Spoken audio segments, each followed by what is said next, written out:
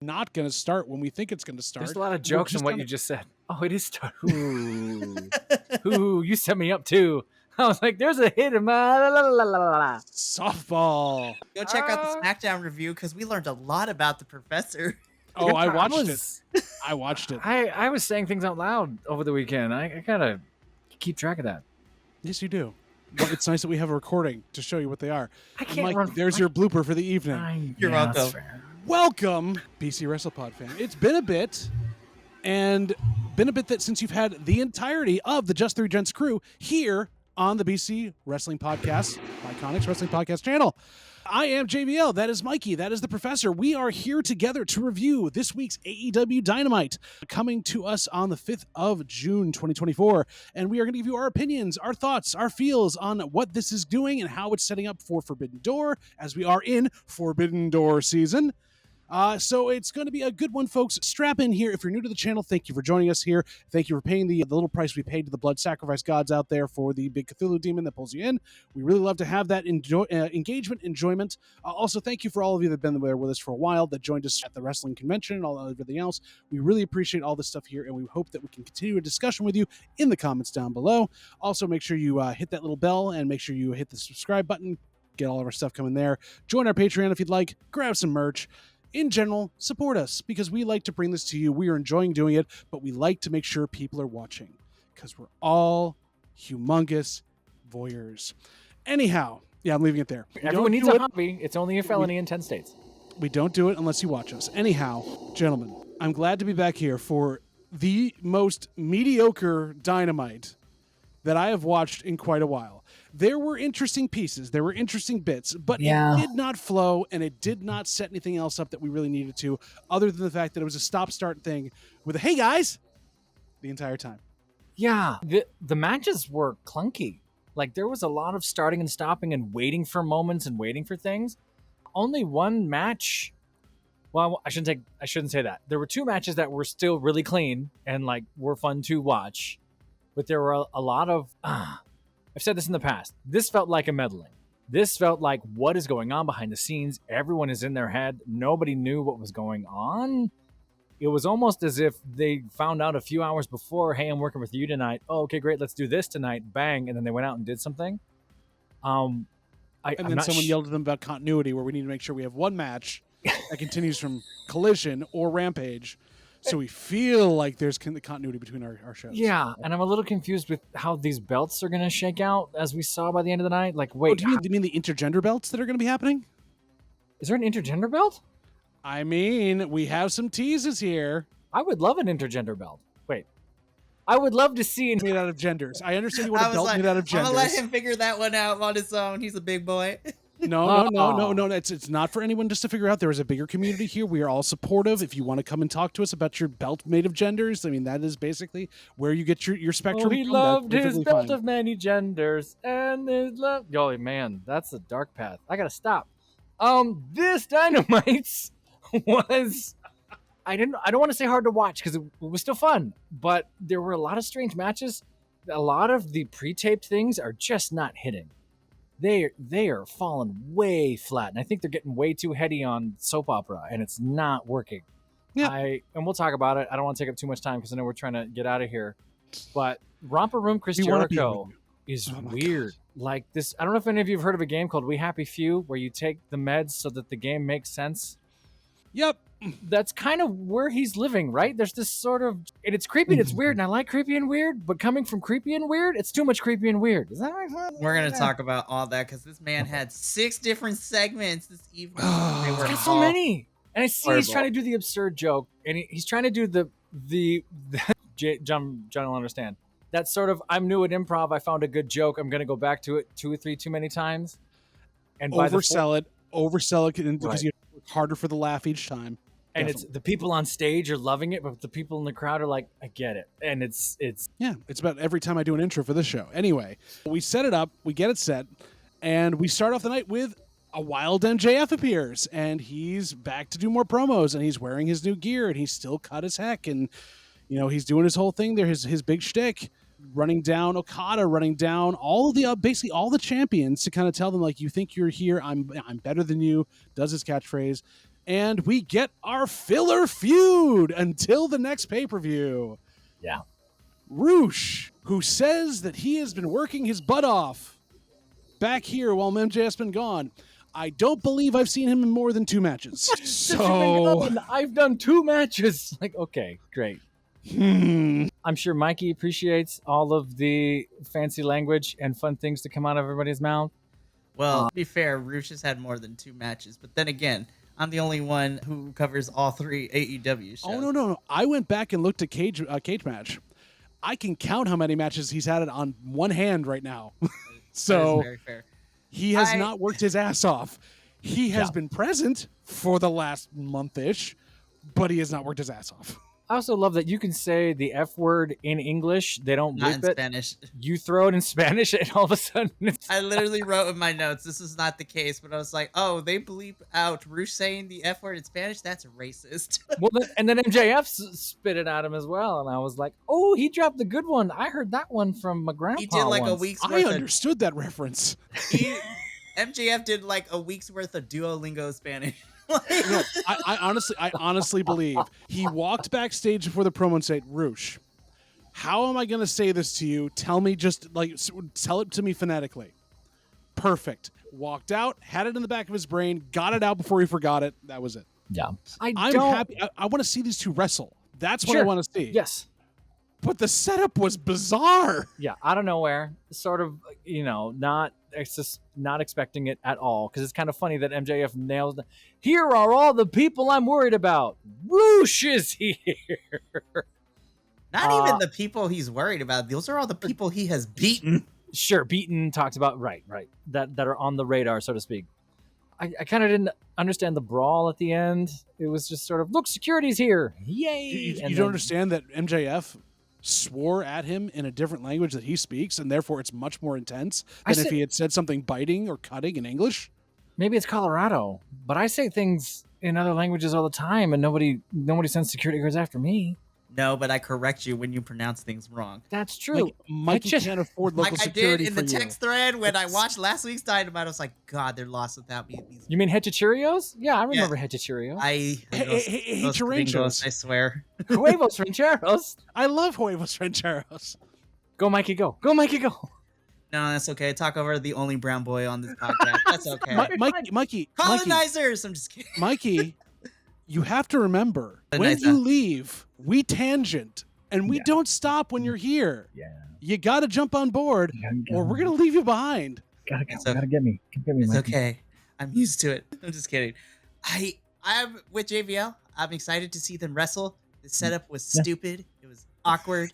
It didn't need to happen. Thank you for coming to my soapbox. I would like to hear more back and forth in Spanish now from the both of them, and MJF just butchering it. I mean, I'm telling you, sponsored by Duolingo. Duolingo sponsored Dynamite. Oh man, that would be hell. Better than the alternative of what's currently sponsoring Dynamite, but that's a whole different topic. Yeah. And now your main event, a Texas death match brought to you by Duolingo. I mean, why? Ay, Dios mío. Oh, if they can get the little owl to be there and just get rocked with chairs. Why not? It wouldn't be the first time AEW uses mascot characters in fights.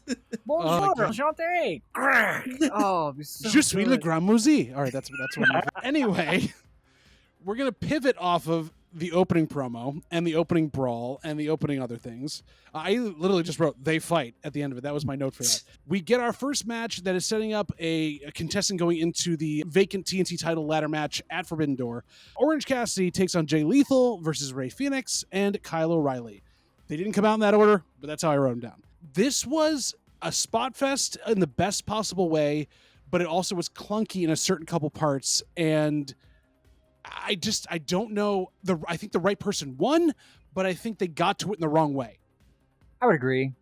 What's hard is every time I see Jay Lethal in these, I know he's taking the pin. And it's heartbreaking, and we've been saying similar things for about a year, but all of a sudden I was like, oh, look at this thing, Jay Lethal! So Jay's getting the pin. So who's winning this thing? They got off to a good start. I feel like they knew what they were doing at the top of this thing. In the middle, there was that weird exchange where, okay, I'm going to kick you after you duck under this, after we go back to back for the thing, and then after we this and that. And even the crowd was like, yeah. Timing. Yeah, the timing of that was awkward. Like orange in the Fletcher, the Phoenix, yay! Yeah. Shout out to the 100-year-old woman in the front row who became everybody's favorite. By the way, she was all in the entire time. Not to spoil too much, but seeing Nana and Nana dance was amazing. Yeah, she was killing it. Amazing.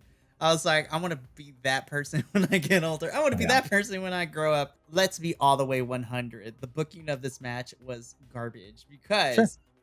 Yeah. Well, no, let's talk about it. So let's talk about the 4 people involved. Okay, let's do that. Starting with Jay Lethal, I was like, okay, this man's about to take a pin. That's easy. Right. Yeah. Orange Cassidy's not. Can I stop you there? No. I might have been the only one in this, but I honestly believed that Kyle O'Reilly was taking the pin. No. Really? I didn't think Jay Lethal was going to be involved. I thought Kyle O'Reilly was taking the pin in this because I thought that we could build a better story out of it than having Jay Lethal take the pin. Story? What is that in Dynamite? That's the right answer. But if it makes sense, they're not going to do it. That was the right answer. You are wrong, JVL, and I knew this. And let me tell you why. But going back to what I was saying, starting with Jay Lethal. This man is about to take a pin. You know what? You can kiss my grits. Okay, so Jay Lethal's taking the pin. Orange Cassidy, maybe, but he's kind of involved with other things, like his whole entire faction is breaking apart, so we're probably going to focus on that. Kyle O'Reilly, you just had an international championship match on Collision, which was fire, by the way, but you're not getting another shot. So by process of elimination, give it to the Latino here, because just like every other promotion, you're going to win this Fatal 4-Way, but you about to get your butt whooped and pinned next week. Well, we also knew that Ray was going to win it because it's a ladder match. You need a luchador in a ladder match. I'm sorry. It just has to happen. A ladder match? What you talking about? Isn't this going up for the international, not the TNT championship? This is the other part of this entire thing. There were so many multi-man matches that were like feeder systems to the next event. I didn't know which match was for which. Yeah. This is to see who would face Will Ospreay for the international championship next week. Then why was Takeshita watching from like some high up area? Because we got to remember that he's a part. No, if we he was don't see him watching for we're the not gonna following know. match. He was watching for the following match. I am combining something because with having the guy that came out afterwards to beat up Orange Cassidy, I thought Don Fallis was around. No, that was for the match that happened after this. What you're speaking to is this is how well this Dynamite was structured. For no, about it was 30 not. minutes, it all blended together. And I had to go back and rewatch it and be like, wait, Brian Cage was in here, right? Oh, yeah, that's right. Brian Cage did this thing. And then, no, who did that? Okay, so it was there was this 4 and those 4. Everything blurred together. I'm going to pull the El Jefe card. May was in between 2 of them, and I watched that a few times. No, I watched. I remember that. You and then Tony Storm tried to take off her shoes and then eating it and fall on the ground like that was the best thing. We're getting ahead of ourselves here. There's so much to get to here. I only say that because structurally, this was a horrible way to book the show because it was all over the damn place. This became a fruit salad of what do I remember? You had to make the fruit salad joke with Orange Cassidy in the match. I'm not that good. I did that accidentally. Well, to jump on that, to kind of take El Jefe role really quickly, because as we said, Rey Fenix wins here. And speaking of fruit salads, Orange is about to get pulped and pulverized because when it comes out, they have this whole entire exchange, which amounted to 0, nothing, zip, zelch, nothing. What was involved? It was the Trent Beretta, Orange Cassidy has this. Chris Statlander was the best thing in this whole thing because she comes in. That slap. She stops and she betrays Orange Cassidy. And I was like, I'm kind of here for this. And I was clapping the whole entire time. But what made it better, JVL? Tell us who came to Orange Cassidy's aid. It's Willow Nightingale coming down to save Orange Cassidy. I'm here for Orange Willow team up. If there's one thing I need in my life, it's an Orange Willow. But Willow Cassidy is your next beverage. Do I got an Urban Dictionary of that? Do I want to know? Yeah, I think you do. An Orange Willow? Yes. Willow comes down, saves Cassidy from the beatdown after a little while, and we get a runoff of Chris Statlander, who's got her arms up. She's okay. She's doing this on purpose. She knows what she's doing, and we'll get to them later because we come back to that afterwards because Renee was busy tonight. But that was the schmaz that just basically flowed together. Rey Fenix is going into that next event at Forbidden Door. But we then get our first of 6 learning tree segments in this episode. They arrive stylishly, and Chris Jericho is now taking it even farther. He's bringing random people from the world into the learning tree vortex. He can tell them how to do their job better, how to drive, how Len or Lou or Lisa or whatever his name is uses the camera. He's speaking like a coked out Mr. Rogers on purpose. And his catchphrase is getting over. What is this timeline? I can tell you what this is timeline. This is what happens when you have uneducated wrestling fans who love this stupid shtick. Yeah, but I like stupid shit. But it's got to be editing cool. this. I'm keeping it in. What's not working for me, and we've talked about this for weeks with Chris Jericho, why this isn't working. There's no subtext to this. It's quite literally, I'm better than you. Watch me bully your idea. Wink, wink, wink, wink. Yeah. Nudge, nudge, know what I'm saying? Yeah, I know what you don't like, and I'm going to do it back. It's like, that's not comedic or stylish or a choice or anything. That's just you jerk. It's petty. It's petty. And now They're you've not- dragged Redwood and Bad Apple into it. And I think there's some folks who, like Mikey was kind of saying, were just sort of like, all right, I'll buy it. Oh, okay, that's what he's doing now. It's like, no, they just kind of let him off the hook. And it's like, no, that's still dumb, though. Yeah, do we need 6 of these? No. It got dumber. By the Are we way, going to talk about each one? Yes. Oh, Yes. we're going to talk about each one? All right, we'll talk about it. Because we're going beat by beat on this, and you all have to feel what it felt like to sit through this. Okay. oh, don't even get me started. I'm mad that I wasn't here because I was going to go off with the television time that happened last week. Bad Apple is just one damn away from being a racial trope, and it's not. He's the Ron Simmons of the group, and it's getting a little Yes, and it tough. makes me upset and angry, and I can tell his soul. He is the bounty hunter, but his soul is just dying. You saw it in. I'm glad that you said that, and I know we have stuff to talk about. You don't really see it in the first segment. The second and third, you can kind of see the moment where his heart's breaking. Like, this is what I'm doing. I'm this guy. It's like, oh shit. Yep. It's all where I signed up for this. I sold my soul to the devil, and they gave me to Jericho. But we just pan left. We pan left, and we're still backstage, where Willow is talking with Renee about why she's upset at Statlander, upset at everything else, and Best she doesn't promo. blame Mercedes. She respects her, and she can't believe she lost that. She needs to get into everything else, and how much it sucks that Stat betrayed her friends. And Orange Cassidy comes out and gives her the orange bump. And this is where my intergender belts came in, John. Yes, give me. And the tag belts, we have the perfect first team for it. So good. Let's do this. Please. That'd be amazing. I think that'd be fantastic. Do you know how much star power and money making that would be to team up Orange and Willow and be the inaugural AEW Intergender champions? And you have bubbly, over the top energy and super cool surfer dude.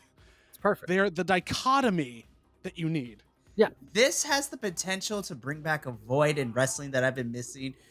JVL and Professor might remember this. Remember the Mix Mac challenges, the 2 versions of it we got in WWE, where we got some of the greatest things on the planet. Team Little Big is still one of the best things that have ever came out of that tournament. It was Braun Strowman and Alexa Bliss. We had husband and wife duo, Asuka and Asuka and the Miz. Miz was Asuka and the phenomenal. Miz. Was so good.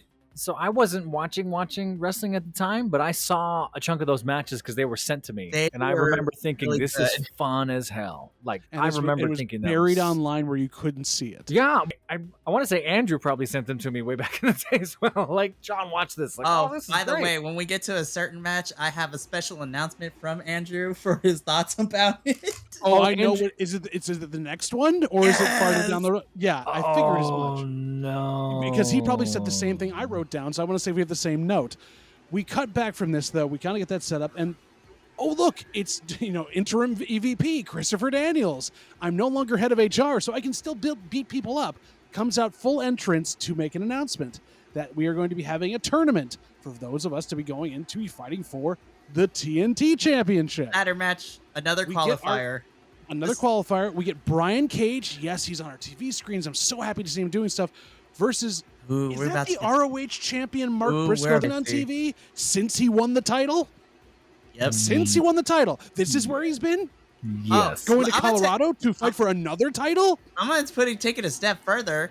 You know, our announcer didn't even announce that he was the Ring of Honor World Champion. No, you had to read that on the belt. I caught that. I was wondering why they didn't mention. Ooh. Go ahead and talk. I'm going to pull up Andrew's thoughts. Oh no. Are you okay? Andrew, No! listen, Professor might not be as like egregious against this because he's not a dedicated. He doesn't watch ROH and review it on a weekly basis. I understand the pain that you're in, Do but I you? don't. I just don't have the same fervor in a way. Did your voice crack? I did it on purpose. Did you like Are you it? okay? No. I'm not okay. I'm not okay. I'm not okay. I gotta direct my anger at AEW. Okay. It's not his fault. Hey, Why? I'm okay. Not. Shiny, happy people. We're off the rails, people. Ah, All right. Get Why this they is the Ring of killing Honor champion, titles? and you could have it all. By the way, I'm gonna bring this Vampire anger of back Dark. once again when we get to another ROH champion being on later all tonight. around me are familiar. So, okay, faces. before I read Andrew's thoughts about this match, the wrong person won, in my opinion. Yes, 100%. Brian Cage should have won this match. I just like Brian Cage, so I'm kind of I would have loved to see Brian Cage win this. El Buntadard was crying somewhere after that match. What did Andrew say? We've teased it long enough. So, I want to preface by saying this. Anybody who watches the TNA review, as well as anything else that Andrew has appeared on, he has a very dry sense of humor, but also We don't he has a very interesting, he doesn't get loud and yelly when he's angry, but he has a quiet anger, which is a lot scarier for those of us who know quiet, angry people. But this is Mike what's sent expecting to me. a full-on, like I need your impression. We got to have it in the Andrew voice. I'm not Jesse. You have an Andrew impression? Well, okay, it was supposed to be a thing that was just between those of us at the convention. However, now I got to bring it out. So cat's out of the bag, I guess. He's known for a bit. He's giving us crap for it. Come on. I know. Andrew, I do apologize if you watch this. But anyways, God, I can't even do it. All right, here we go. So Mark Briscoe is appearing on AEW, and to top it all off, they didn't even announce him as the ROH champ. They did show it on his name placket, but didn't say it when announcing his name. Then I wrote back to him. I was mad because I cursed, but I'm not going to do that. Back to Andrew. Back to ROH titles being AEW props with Briscoe and Yuta being there instead. I said, I am so PO'd. That was our short exchange because then we got to talking about GCW Bloodsport and that cheered Andrew right up. Yeah, that's something that would cheer Andrew up. Yeah, Andrew's not wrong. not at all. And if I love me ROH. I need to watch it more. You all need to baptize me in your cult. Don't lie to me. It's just ADD brain and time. Don't lie to me. If I was in that promotion or had my heart on it, I would be furious and sort of, what are you doing to us? Why are you treating us this way? It doesn't make any sense. All right, I'm going to let JVL speak because I'm going to save my anger for when we get to Mr. Yuta later. But I'm going to let JVL have the floor on this one. I'm going to say, Mikey, I'm not going to be as angry at you because he just came back. But either way, you made a mockery of not only Mark Briscoe, but also of the title by having him win this way in a thing. The look he gave the title afterwards made no freaking sense. And if you're going to keep doing this and make it a feeder system, lean into it. Like, either make ROH separate or just reduce it and stick it on to another show. Because you're treating it like it means nothing, and they're less than mid-card belts. And yet, you want ROH fans to feel like they are the top of everything else. Don't put your mid-card people down to ROH to just win a belt. Use them for something else. Put people who want to be in ROH, like you've got a lot of the women that have just came down that want to be there, do it with the men. And stop wasting my time. And make Brian Cage win. And actually utilize the people that want to be in ROH. Because if not, when their contract expires, they're not going to hesitate to go to other places.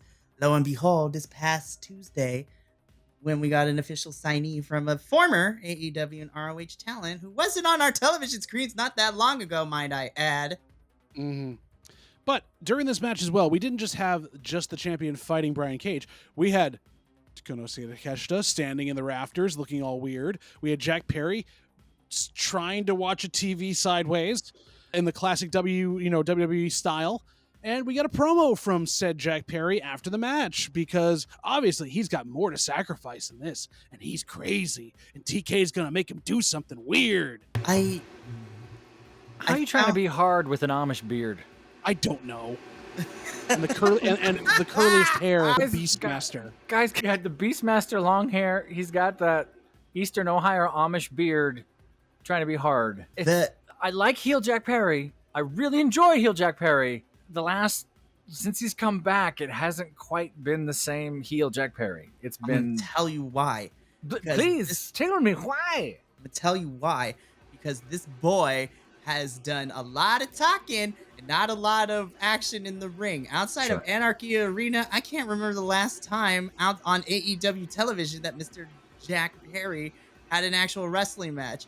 But AEW tends to forget that New Japan doesn't count. But that's neither here. It only counts when it's Forbidden Door season, and then they throw them back into the ravine until they need to call them again. But I also found this promo very weird in the sense that you are a heel and that you are aligned with the elite, but you talk about that I love AEW more than anything. I'm like, sir, you cannot just come off Anarchy in the Arena being somewhat to like the traditional AEW and what started this whole entire company and try to continue. Sir, we have moved on. You are heel Jack Perry. You are elite Jack Perry. You are not the pillar Jack Perry.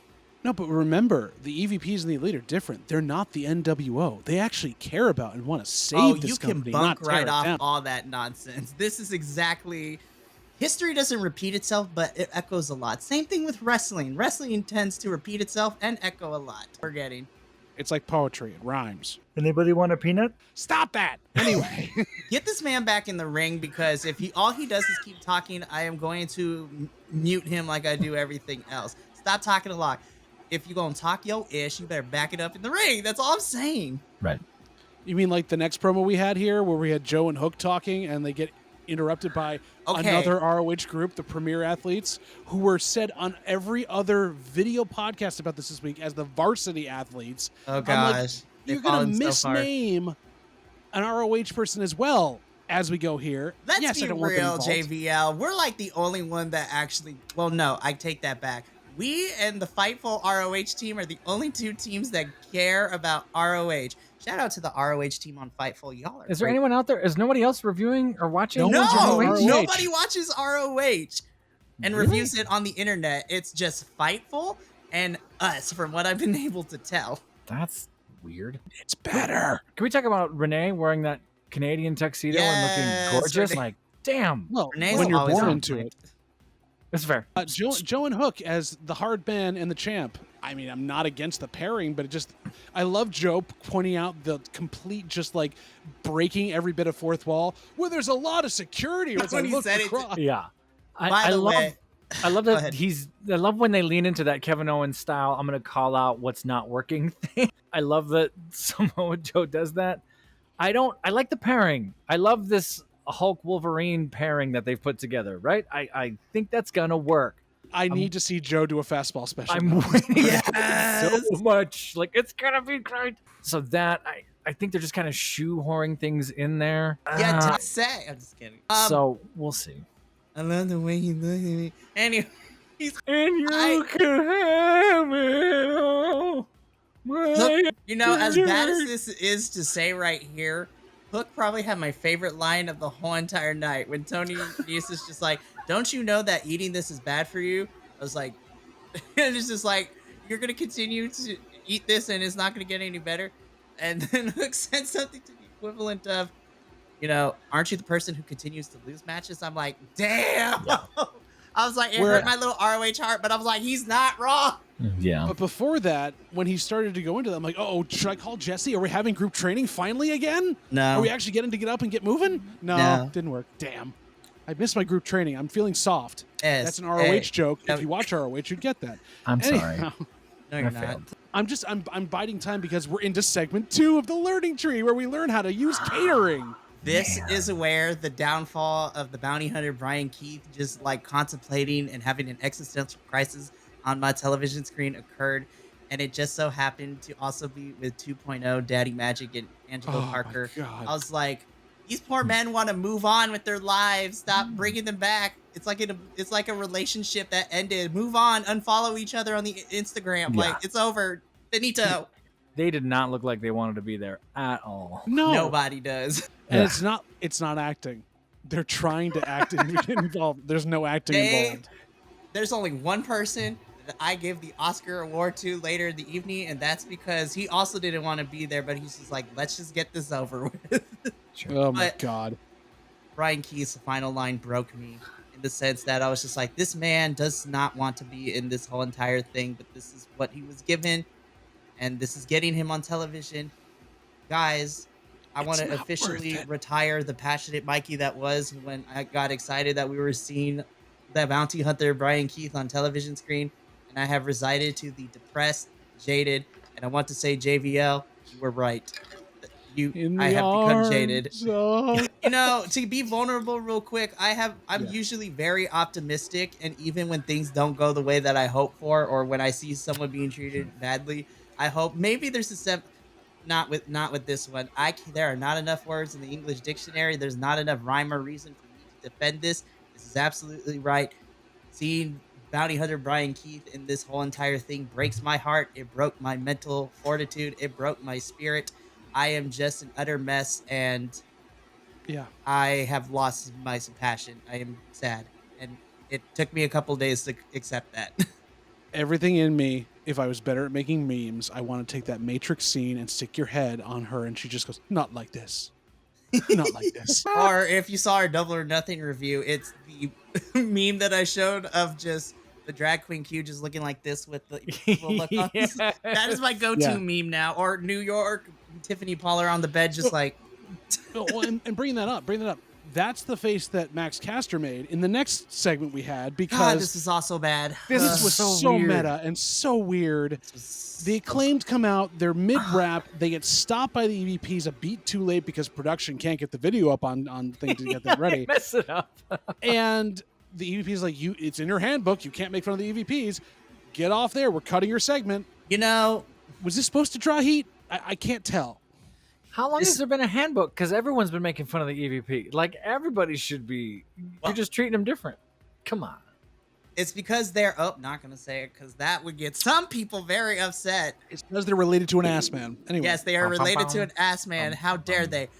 So, what I'm about to say is going to ruffle some feathers, and even though he shall not be named, is giving a cheap Vincent Kennedy McMahon type of booking. And I know AEW likes to poke fun of those kinds of things, but I'm like, of everything you could have picked from the trope of being like an EVP or an executive, this, and I'm going to steal this phrase from another person, this bingo ball ass booking and choices when it comes to these segments is awful. It is basura. It is not great. And basura, nice. Basura. I was like, when does the Acclaim's contract end? Okay. Like, I kid you not, I have seen so many reports this week alone of certain contracts being up. I was like, just go somewhere else. Like, you're not being utilized. This roster is way too big. We don't have to spend time on this. Where would the Acclaimed go? Separate ROH out, yes, make it its own thing, and stick them on there. Yes, the Acclaim was... Do you know how awesome the Acclaim would be in ROH, and they can mix it up with people they haven't done it, mixed it up with in tag team action? You got like how much ROH scissoring could happen? Dude, give me the Acclaim versus the Outrunners. Like, that would be fantastic. Yeah. Like, that's that would be comedy incredible. gold. And have Anthony Bowens, if you're gonna want them to do separate, have Anthony Bowens go for Kyle Fletcher versus Anthony Bowens would be a bananas match. Like, that is on my bucket list. But Tony Khan, you got to check out this podcast. We have ideas. Hire us, please, for ROH. We can save you. Just like Swerve could have saved the Team AEW, as he talked about in his promo. He probably could have, honestly. But you're also forgetting, Swerve, you had a match that night already. You weren't going to be in both. You also had one of the better matches at Double or Nothing, not going to lie. Yes. Yeah. Yes. But Swerve comes out to talk about the fact that he's going to let Roderick Strong call the shots here. They're going to have a main event tonight for the title. Hey, I'm glad Swerve is defending the title. I'm glad it's against a very technically sound person. This is the continuity you go for from Collision when Roddy Strong whines on the mic and gets a title shot? Yeah. It was bad. And I was there live, and I hated that booking. I saw into the future, and it was not great. However, that's the quick part of this. Like, how did you feel about it, Professor? Was this even necessary to set up the match for the evening? No, I'm wondering how the contracts for these things go, where it's like you get one match and one promo per one thing. Because some of this one in particular and a few others, it's just sort of like, hey, go cut this promo. Okay, about what? I don't know. Talk to Renee. Sure. So tonight, it's like they just kind of turn it on. In a world where I have to do this every week, and I'm not sure why I'm fighting this guy, right? But I am the game, and I have to speak like this. I had a syllable. I'm going a little macho, and that's not what I meant to do. Ooh, snap it to a Slim Jim, yeah. Slap into a Slim Jim. Yes. Which is not far from my Edward James almost zoot parache. Like it's Pretty gross. It's pretty gross. We are so punchy right now, just like this was for this entire promo. And then we get... Now I know, okay, I understand why this was a video promo.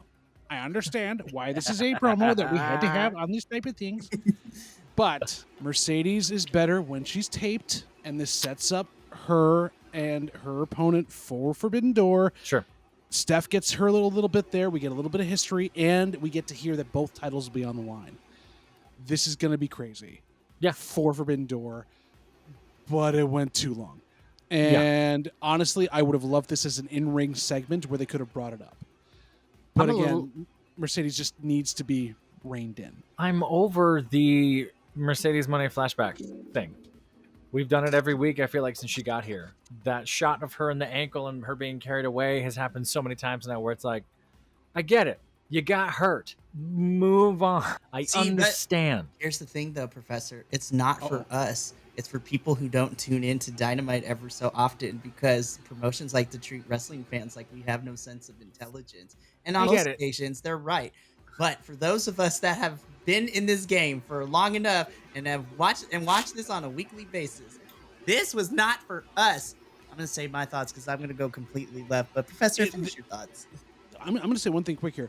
This promo was like those people that tell you, hey, did you know in Lord of the Rings, when Viggo Mortensen kicked that helmet, he broke his toe and he used it in that take, and that's what gave it so much stuff? Yes, we've heard it every week from you. I don't want to watch the extended edition again, and I like them. You know, in this part, when Samwise walked into the water, he stepped on a piece of glass, and they had to stop filming for several days because they had a helicopter in and pick him up. And actually... Yeah, we could... You started this. This is your fault. This is also what happens when I'm gone for almost like 2 weeks and I have all these feelings. I learned this from watching you. Actually, the Elvis name for friend isn't Melon. That's actually Tengwar, and that's a different language than what he was learning. Oh my gosh, weird. So that's like a full similarity on you or anything. I think, so I get that there's these bumps and these spots that are for casuals who are tuning in, who aren't here every week, and I get it and I understand. I would like to think that even if I was a casual and I haven't watched for a year, but I know what wrestling is, I would have watched this and gone, oh, okay, I kind of knew that. But if I tune in 2 weeks in a row and I go, yeah, you already told me that, now you lose that casual because you're sort of beating him over the head with the wrong stuff. That's just me as a narrative, but I'm not the production manager. I'm just a bald dude sitting in front of a closet on a podcast. So it's really more of a walk-in closet because you can get anyways. You are correct. I have misspoken. I was striking from this record. No, I'm keeping everything in because I'm editing this. Are there captions on this video? Because this is really, really, really quick. There can be. There's a lot of SHs all of a sudden in front of every word. Our fans are gonna hate us, but I would like to I'm going to call AEW to the stand, and I am going to try them for a hate crime that is about to happen in this match. Oh, you mean the next match? Well, or this match? I mean, there was also a hate crime in that match, too. But this is a hate crime because as soon as they said this is for title, it's like, oh, so Stephanie Vaquette is losing her title. Fantastic. Thanks for telling me that. And also, thank you for also representing Latino women and how great they are in wrestling by having her and other Latina women continue to lose on your product. Good job, Tony Khan. I'm so happy that you're doing this. Piss right off. I'm so mad. But how do you really feel? All right, now that I got the anger out, let me eloquently explain my thoughts and feelings. Tony Khan can piss right on us. No, here's the thing. Careful, he'll send lightning to your house. I know, he did last time. You can't invoke it too much. It's not great. Please, it would be the topping on my day-to-day, and actually probably would power my house for 3 days. I don't care. Here's It's a trap. Anyway, no, I love Forbidden Door because it gives us matches that we would normally not get.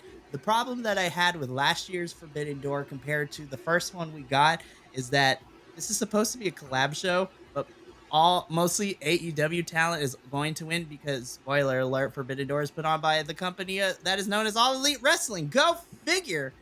but And then what makes the me AEW upset, talent loses during Wrestle Kingdom, so it kind of gets the balance back. but I feel that AEW can afford to lose at Wrestle Kingdom because only true fans of wrestling watch Wrestle Kingdom and keep up with Yeah, New Japan. Professor. I know. How dare you? I'm just kidding. No, Actually, I watch GCW because that's the last true form of wrestling. I was gonna save this for a later date, but spoiler alert, depending on how thing works out, we may see our first GCW pay-per-view review in the near future. I might be on that review. I've got to talk to you Oh, about by that. the way, we'll talk afterwards. Andrew already has a review name for me, you, and him, so it's gonna be fantastic. I've been drafted already. Okay. Anyways, You know I'm still here, right? Do you want to watch? You should watch. I do want to watch. I'm just saying I'm still here, and we're doing the next AEW match review right was now, right? So good. We're talking about another promotion and something we're gonna watch a month from now. but because speaking of other promotions, as soon as I heard that CMLL and and somehow because they worked it out because Tony Khan solved racism apparently, AAA is also solve border problems is what he. because CMLL and AAA is also going to be a part of Forbidden Door.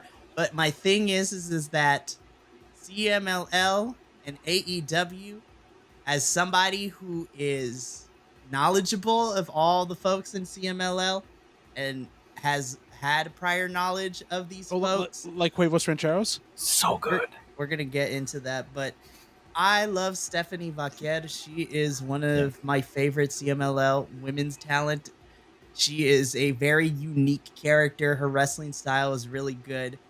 The match itself, I think, is going to be fantastic because Mercedes and Steph, Miss Vaquer, they've already had a match together when they were doing the tournament for the New Japan Strong Women's Championship. So I'm super excited. Obviously, CMLL doesn't necessarily follow the same rules as the rest of the American Western wrestling television shows because they play by their own rules because Lucha Libre is a whole different box, which I'm excited to introduce Andrew and Will to in a couple of weeks, but that's a whole different story. It just makes me upset that, again, just like we talked about and giving my Andrew impression with the ROH titles being used as props, we are now treating other wrestlers in other companies, especially, POC wrestlers in these mostly POC companies, who are basically telling me that Mercedes is going to be taking this title from Stephanie. And while this is not for a CMLL title, it kind of sucks that I know how this is going to go. And once again, Tony Khan can't just let a Latino woman, win because we can't even get that because it was good when Kenny Omega was booking the women's division.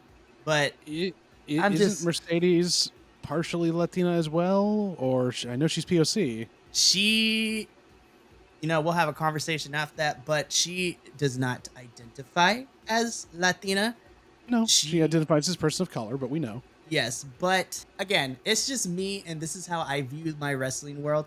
It's very, very hard to find good representation for Latin wrestlers in general, whether it's men or women. And the fact that AEW is, bringing up CMLL talent to Western audience is great because those matches are going to be good. But the problem I have, and this is my biggest critique when we had that run with CMLL before, visa issues and border problems became an issue for a lot of the wrestlers, which I'll talk more at length when we get to our 8-man tag. Which is next. Yes. It just frustrates me because, again, they're going to lose. And you already have this enough. Like I talked about with Rey Fenix, the match next week is going to be baller, but let's be honest, you ain't going to let that man take that title from Will Ospreay, your big time, British wrestler. Penta's contract ends in September, so who knows if he wants to sign back with AEW. Let Penta be the Lucha Underground Penta. Let him be arm breaking everybody left and right. Fighting intergender matter. Has anyone seen Commander in the last couple of weeks, or where had Gravity gone? And could tell because I think Bandito was let go, but I don't know that. There's a whole bunch going on that's really tough. Yeah.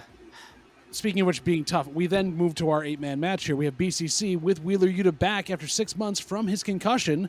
Thankfully, better enough to okay, yes, that's... Yeah. I got worried for a hot minute. Yeah, Because I couldn't find anything about his progress. He was keeping it quiet because they didn't know day to day if he'd be able to come back. That's what, from what I read, they didn't take the title off him because they thought he'd be back quicker.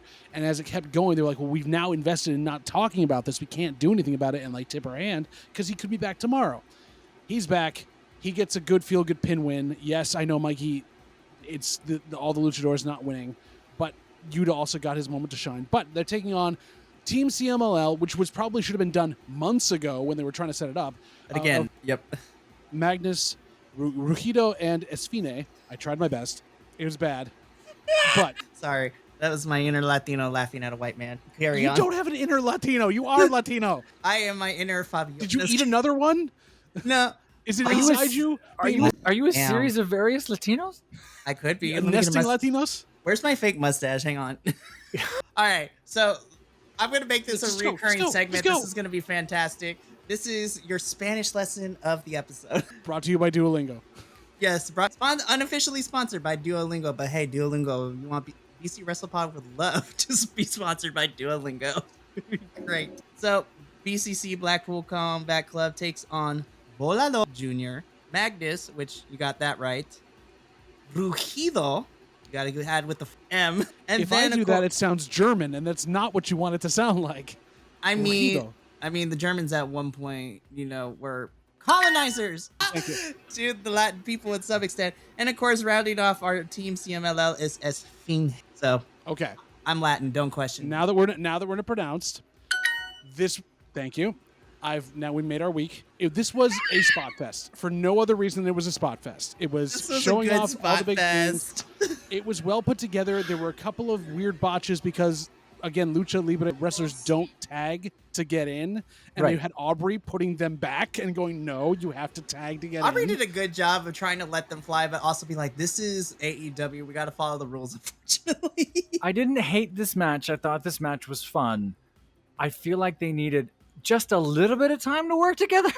Yeah. Because it also didn't help that this was probably what we were supposed to get when CMLL first entered AEW, but then problems with visas and border issues and whatnot really put a pin in that one, which also forced BCC to go to Mexico and have this match, which we didn't get to see on American television, but that match was so I just felt like they needed at least a day or two with each other. It felt like they got into town and met up today and what do you want to do tonight? And then you just started doing stuff, which I'm not against. There's that awkward sequence where Daniel Bryan and Danielson's running around the ring to set up a thing, and there's a good 10 seconds of like, where are we? Oh, there we are. Like sort of moments like that.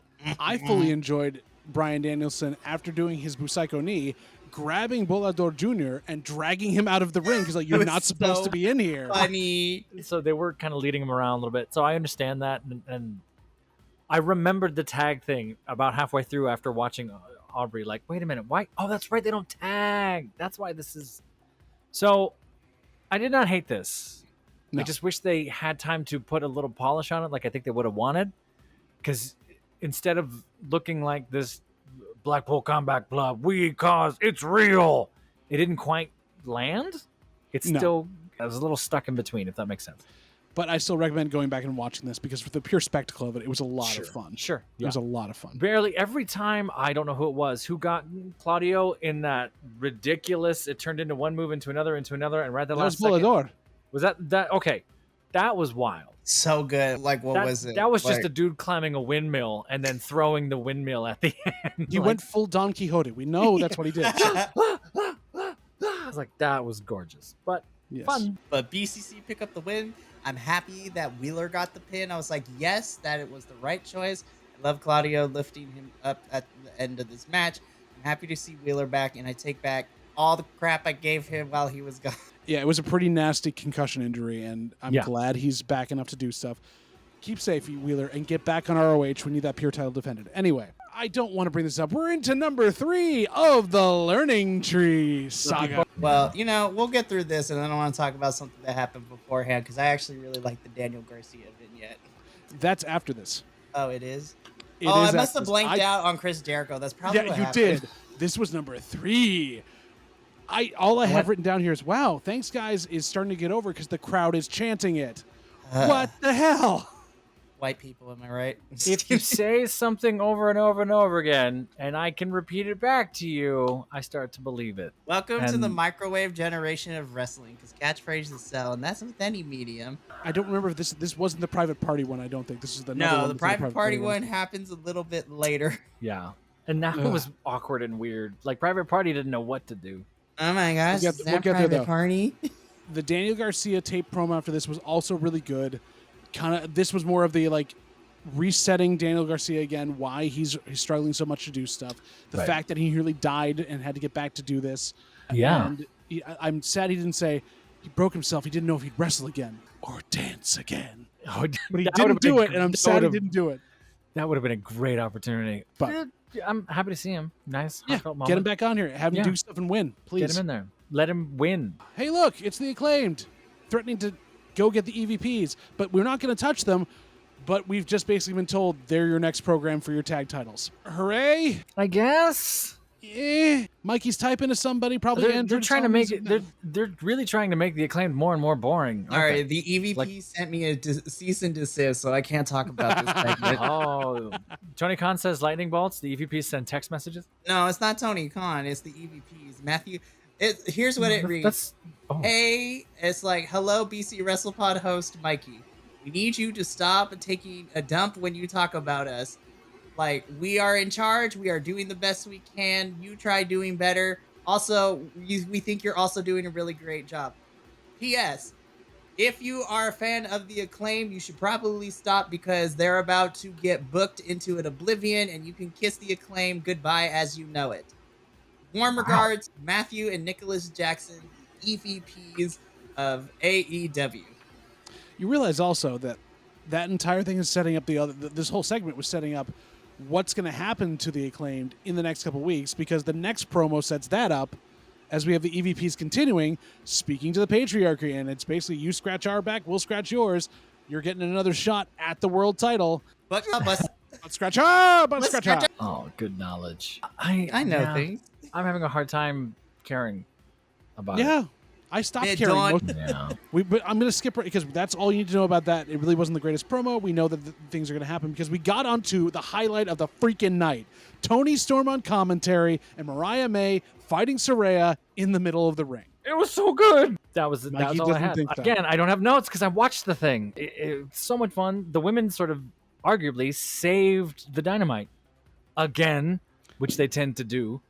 Weird. Weird. Nope, Mikey doesn't think so. Mikey doesn't think so. You didn't like this match? No, I'm gonna tell you why they didn't save this show, because I'm gonna tell you why. You know what would truly save the show? If commentary gave a shit about this match, which they once again did not. But No, Tony Storm saved them on commentary the entire time, as she always does. that's what I'm saying. She was the saving grace of that whole entire thing. But those misogynistic assholes. Oh, they're terrible. I'm trying to find. She had one line at the top that I spit out She my is drink. so Would good. you like me to write? I wrote them all down here. I'd like to go through Please. them. What was the second line she had? That was She had, well, we're where the breasts come to wrestle. that was that. Yes. And there was, so good. that's right, Mariah, tear her tits off. And then, of course, the top one, as she was thrown up there, and Saraya grabbed her outside. Unhand my child, Saraya. It was so great. I can't remember. One of those I just went and got me. It was where the breast wrestle, and then Taz was trying to cover it and be an idiot. And I was like, I'm not. Yeah, Taz does not get any of these jokes, and I'm really surprised that people like Taz and Taz is still there. Because nostalgia blinds you to any And fault. like some folks are like, he's fine, he's pretty good, nah, he's okay, but no one, very few people are. there is a seeing reason fact he has they- a section on Botchamania just for him.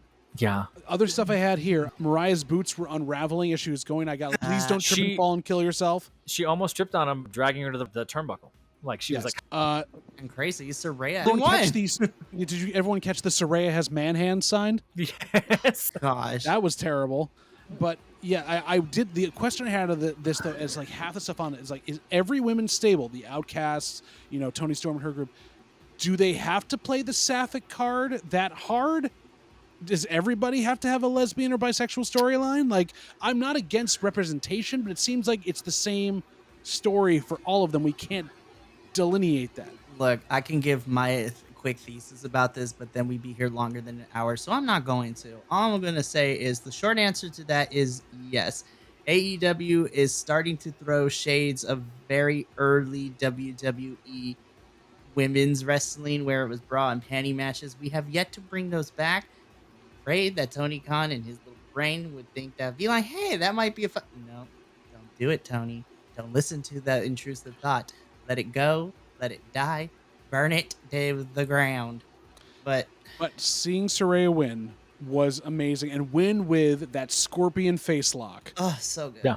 Mariah held out as best as she could, which I appreciated because normally people quickly tap to that. Mariah tried to hold on as much as she could, but she couldn't. And I was like, that is how you still make Mariah look great, and even in defeat is because she didn't tap immediately. She tried to fight through it, but she knew her limitations, which is a great way to build a baby face. And then we had a beatdown, and then we had breast and show happen. No, you're missing something. You're missing a piece there. As the baiting starts to happen, the professor's favorite spot happened. If you want to go over what happened. Talk about it, Professor. Tony Storm tries to get out of the chair, and as Tony Storm's getting out of the chair, goes to take off the heel, but can't take off the heel because the buckle's kind of stuck, and then goes to take a step, and while she's slipping on her left, she can't get the shoe off on her right, and just falls right on the bum, but then goes to get back up, and her leg goes, no, and she falls again, and then somehow throws off both shoes at the same time, and you can kind of hear her go, F it, and then she jumps into the ring from there. She still sold that beautifully. I was like, this is vaudeville at its best. I loved it. Bumbling sort of, I'm going to do this thing. I thought she was going to throw the shoe. Like, oh, you're going to take it off and throw it. That's it's like, what she was probably going to do. I'm just going to try, and just falls to the ground. But is such a good character and is so in the moment. It's like, she is the best thing that has happened to right now. And again, like I was just saying, I'm still surprised there's people out there who don't like this. There are people that don't like what Tony Storm's doing. Because they go to the internet and go, I hate it, I don't like it, it's this, it's this, it's this. And I'm like, what are you don't even have an argument why. You just go, nah, don't like it. Like, you just... They like the vaudevillains better. Simon Gosh scenes still go, by the way. I'm just putting it out there. They're humans. But anyway, and then like Mikey was saying, and then we had our secondary lesbian moment happen in this on this match, because as she's getting both Tony and Mariah are getting the beatdown, but who should come out for the save? But Tony's opponent for Forbidden Door, and also Club Venus stablemate of Mariah May, Miss Mina Shirakawa, comes out, and love wins for now. Well, I enjoyed the staging for this too, because then we had them both going chest to chest for a bit, and Tony's like, I don't know if I'm into this, but I'm also into this, but I don't know if I'm into this. Then there was Mariah trying to make peace by having both of them on her chest, and then she got between the two of them, and then the best staging as they turned toward the ramp, Mariah went down on one knee so they could both smash her in the middle and basically grab together. This was just like somebody's wet dream when they were a teenager that they got to do, and I think they knew it and they were going over the top with it, and I applaud these women for taking crap booking, very stereotypical Vince Russo booking, and making it hysterical. I agree. I think they could have done this in that horrible late 90s, early 2000s way and made us all go, oh, look, steamy, puppies, sort of garbage. But they didn't. They made it a joke of it. And in making a joke of it, made it arguably more alluring and interesting. Like, oh, this is hilarious because you're funny and you're smart and I'm listening. That phrase just unlocked something that happened at the convention. No. Yep. We'll talk about that story off air. Oh, no. No, we'll talk about it. Anyway, we've got to move along because we have the last learning tree of the night. Thank gosh. We should make it public party instead of private party. Ha ha ha ha ha ha ha ha. Isaiah Cassidy was just like, when they left, I was like, that is exactly how I feel, Isaiah Cassidy. Thank you. This was where you saw Brian Keith crawl inside himself and die. Yeah. Yo, even Cheesecake was like, what the are we doing right now? Right. Like, the security guard was just like, what is this nonsense right now? And his name is Cheesecake. Like, what? I mean, it can't say it. Yeah. No. Yeah. I'm over it. You didn't need 6 of Private these. Party's about to get fed to the learning tree, and it makes me upset. And I'm like, sad for this Private is a hate Party. crime. I call hate crime. They're leaving anyways. It doesn't matter. Yeah. You know, I'm tired of this episode. I'm almost done. Let's get another promo in here. Bryan Danielson giving a great Bryan Danielson promo. He's amazing when he does it. He's going to win the Owen Hart Cup. He's going to go on to take on Swerve at Wembley instead of Ospreay. I like giving some drama to it because now this honestly does put me in the thing of like, would they not put Ospreay in for a rematch after they fight at Forbidden Door? Could it be Danielson? I would love to see that. I think Swerve Danielson would be amazing. And that got me interested about how they're going to book this now. Yeah. They're going to screw it up, but I got it because Danielson's a great promo.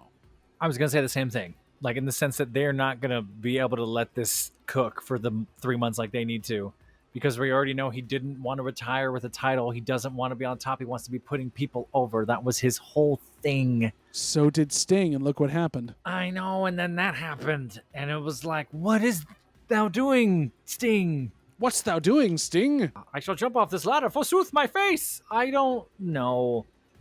And I guess it's a money thing. It could be, hey, we'll give you this much if you win it. Hey, we'll do this and this if you do this. He doesn't care about that, though. I would like to think that, and I hope that, but we'll see. That. I feel, I feel, and, you know, I'm going to eat crow eventually if this proves to be, if I'm wrong.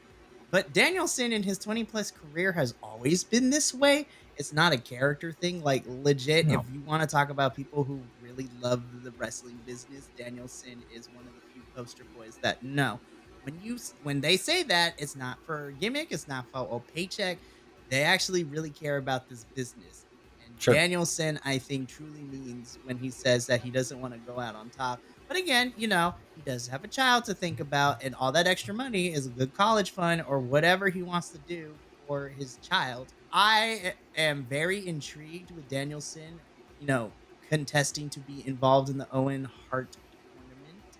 I think him being in it is going to provide me some really good matches with whoever else is involved in it. But I need to see the rest of the field to kind of figure out what direction we're going to be heading for All In. Because once Forbidden Door is over, the next AEW pay-per-view isn't until All In, which is kind of bananas to me. We get away from that promo. We get to our main event, and we get the full big fight, title match, intro, everything. Roddy comes down. Swerve comes down. We get the full intros in the ring. Roddy is all about what he's going to take this on. I watched this all the way through, didn't take enough notes on it because I was actually entranced by the work. So good. My big note here, and John, you probably won't get this reference. Mike Bennett with that hat on looks like Jack Jameson's little brother, and it bothers me. Everyone else that doesn't watch ROH, Jack Jameson is the literal anchor around the weight of the Iron Savages. He's a good talker, very, very, very cut, but can't wrestle worth a damn. Oh, no. And he's turned them heel, which is even worse. Yeah, good on you, Professor, for knowing who the Iron Savages were. And Jack. I knew who that was. I just haven't followed that. That's okay. I'm just giving you grief. I'm kind of picturing it now that I see that with the hat. You shouldn't. I liked this match. I enjoyed it. Our problems with Roderick Strong have nothing to do with his wrestling ability, and we've talked about that a lot of times here. Swerve! When he got stupid on the mountain promo at the beginning of the show. Which we didn't spend time on. That's okay. I'm glad we forgot about it. I'm not sure if that was a commercial for like national parks or like an OnlyFans. Keeping this in. Hi, we're just three guys who are training out here in the woods. How did we end up on this trail? Swerve! I swerve when I walk.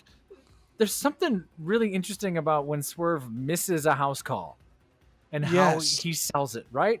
And why. There's that little hint of storytelling in that move I think is taken for granted by everyone who watches, right? Sort of like when it's missed, how it's missed, what happens and why, and how Swerve uses it. That's just a subtle thing. Roderick Strong was hitting him hella hard. He threw those two back elbows and they landed snug. And then Swerve, it didn't look like a receipt, but Swerve threw a right cross that kind of tagged him. We're working snug. I'm coming back at you. I'm going to hit you in the face a little. And then they kind of backed off some from there. Some really great spots in here for sure. The backbreaker on the turnbuckle was insane. And that whiplash as he came off and back down off the ring. And then catching him, I don't know where Swerve was setting up, but catching something midair and then going right into that. Right. Again, Roderick Strong, incredible in the ring. still kind of sort of cardboard everywhere else, which is a shame. And we've had our issues with Undisputed. Where are we going? What are we doing? Why are we doing this? Fine. I'm still a little confused on how we're doing Swerve and Ospreay for two different titles. Thing that still kind of bothers me that we're doing it like that. I'm okay if that's where we're going. If Tony Khan and I'm invoking JBL from last week's episode because I watched the product even when I'm not on it. But I like the idea of there being a trilogy with this where Swerve beats Will at Forbidden Door. Second match is non-title for Will to get another shot at Swerve. Will wins that non-title match. We get the third one, and Will Ospreay becomes your new AEW World Champion. But then who faces Bryan Danielson? No one. Danielson doesn't win. Yeah.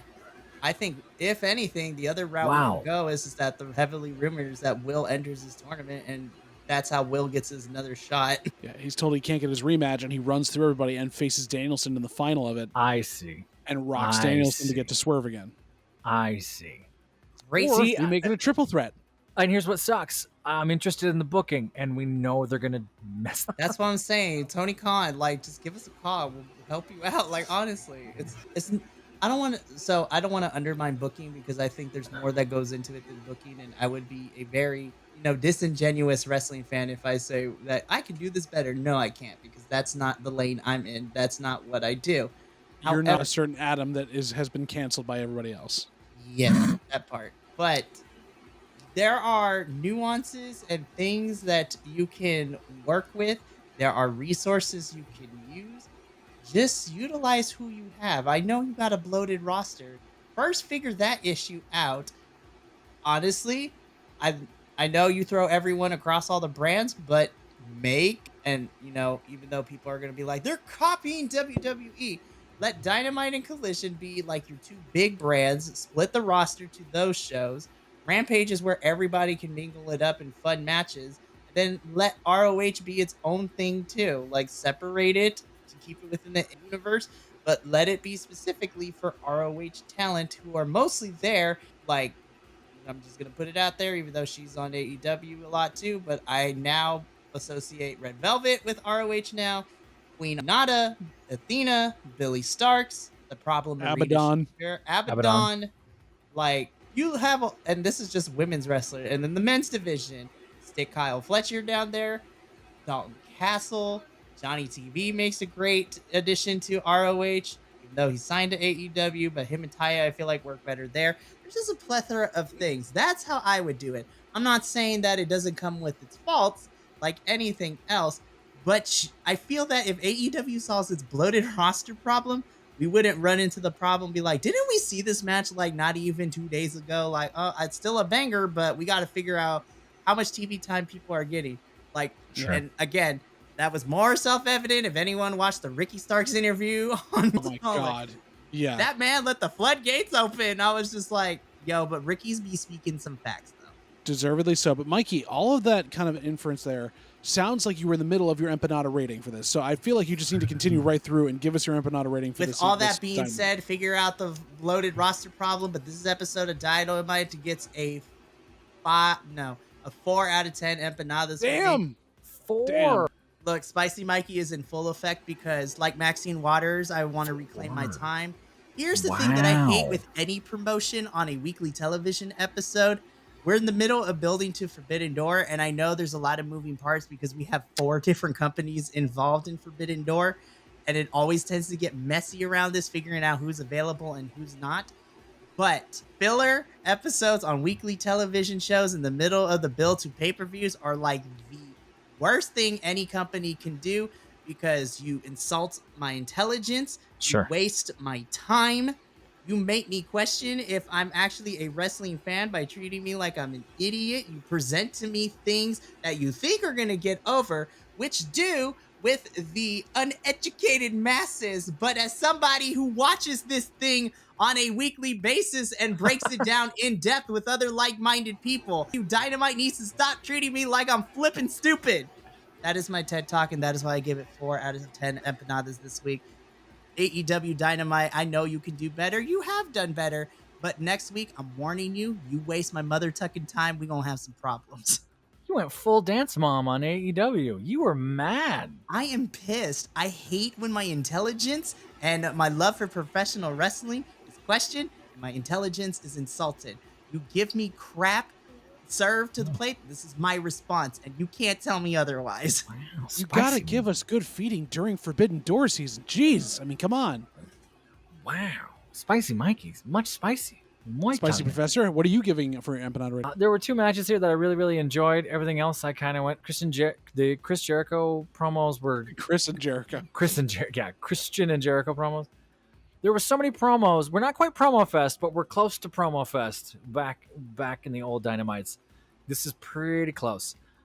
This is 5, almost 6, 5. This is very not passing. Yeah, no. Kind of got a D minus on this. Like, why are we doing this? If I would fail you if it weren't for the women's matches and promos and commentary. And what was the other reason I had a reason for giving it better than that. I'm even forgetting the reason. Oh, Swerve and Roderick Strong were still really great and fun to watch too. So I was like, okay, you ended strong, but what the hell was the last hour and 45 minutes? We're not building anywhere. I'm more confused than I was. I'm interested in the booking, which is odd. We'll see. This Dynamite to me was a community theater production of the Scottish play. It doesn't know where it goes for most of the entire thing. There's a great bit in the middle when they get it right, and the ending basically just sells it. This is a 5. Yeah. That's all we have this evening, folks. It's been a longer one because we ranted for a bit. This has been a tough one for us to get through, but thank you for sticking with us on this one, all of our opinions. Mikey will be editing this down, so when you get all the swears and all the other stuff we have in here, just understand why. And, of course... Oh, no, I'm keeping the swears. Mikey edits this. It makes good content for me. It does so much, but we are so happy that you sat through this with us. Continue to join us if you can. We really appreciate having you along for the ride because we do like to have conversations about this. This really is a conversation continuously. So join the conversation down there in our comments section. Let us know you're there because we really want to be able to talk about it with more than just each other because most of the time we agree. And this is not one of those times, but most of the time it was. But we appreciate you. I appreciate you, Professor. I appreciate you, Mikey. I appreciate being here every week with you. Stay biconic, everybody, and remember that you are biconic, just like the rest of us. And we'll see you in our next video. Oh, that's what an orange willow is? Thank you so much for tuning in to another Vibe Tribe production. What's gonna happen next time? Well, you're gonna have to tune in to find out. But until then, remember, take care of yourself, love one another, and as always, make sure that you keep the good times rolling. Thank you for being here, and we'll see you next time.